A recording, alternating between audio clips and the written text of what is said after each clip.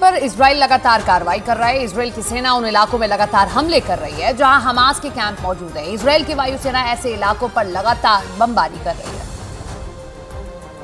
एक तरफ बंधकों की रिहाई और संघर्ष विराम को लेकर बातचीत चल रही थी, तो दूसरी तरफ पूरे उत्तर गाजा के इलाके में बेत लहिया हो, बेत हनून हो, गाजा सिटी हो, उन इलाकों पे लगातार एक के बाद एक हमला इजराइल की तरफ से किया जा रहा था। इस वक्त का सबसे बड़ा हमला है जो काला गुब्बार, बहुत बड़ा गुब्बार है, बहुत बड़ा ये हमला है, बिल्कुल उत्तरी गाजा का इलाका है। और कल से लगातार इंडोनेशिया अस्पताल जो कि बेत लहिया में है वो टारगेट पर रखा था। आईडीएफ के जवानों ने, आईडीएफ की तरफ से हवाई हमले भी बेत लहिया के इंडोनेशिया अस्पताल में किए गए हैं। और हमास का कहना था, वहाँ की सरकार का कहना था कि 12 लोगों की मौत हुई है, लेकिन ये बेत लहिया और बेत हनून के पास ही ये एक बड़ा हमला हुआ है और बहुत नज़दीक का हमला है। हमास के एक बड़े इंफ्रास्ट्रक्चर पे हमला हुआ है।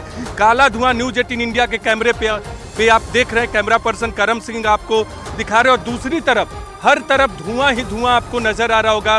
न्यूज़ 18 इंडिया आपको गाजा के आसमान और गाजा के जमीन की तस्वीरें दिखा रहा है। इंफ्रास्ट्रक्चर का पता चला था और उसके बाद की तस्वीरें न्यूज़ 18 इंडिया पे देख रहे हैं। लगातार संघर्ष विराम और बंधकों की रिहाई की खबरें आती रही, लेकिन उत्तर गाजा में लगातार हमले जारी रहे। जब तक कोई संघर्ष विराम या युद्ध पर रोक नहीं लगता, तब तक नहीं लगता कि इस तरह का हमला बंद होगा। इंडोनेशिया अस्पताल को अभी टारगेट कर रखा है इजराइल की सेना ने, क्योंकि वो बेत लहिया में है और जबालिया रिफ्यूजी कैंप जो कि सबसे बड़ा कैंप है गाजा का, उसके नज़दीक है। और गाजा सिटी के शिफा अस्पताल के बाद अब इंडोनेशिया अस्पताल को टारगेट पे कर रखा है, क्योंकि आईडीएफ का मानना है कि वहाँ से भी ऑपरेट करते हैं हमास के आतंकवादी। लेकिन न्यूज़ 18 इंडिया ने आपको दिखाया कि किस तरह से एक के बाद एक बड़े हवाई हमले होते रहे।